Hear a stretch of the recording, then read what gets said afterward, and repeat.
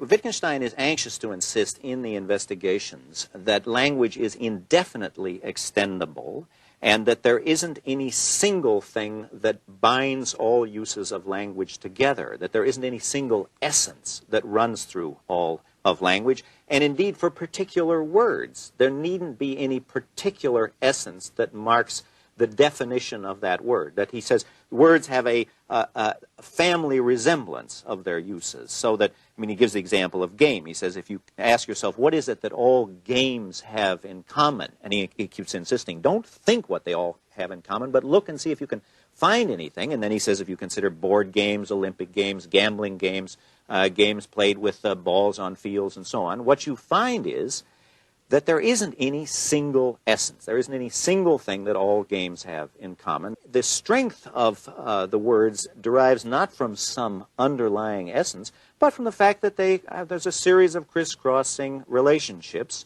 similarities, and he compares that to the way that the various members of a family resemble each other. And he calls this a family resemblance relation.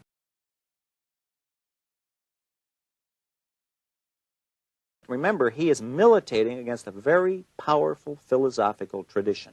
He's militating first against the idea of his own, that words get their meanings by standing for objects, and then secondly, an even older tradition that says words get their meanings by being associated with ideas in the head.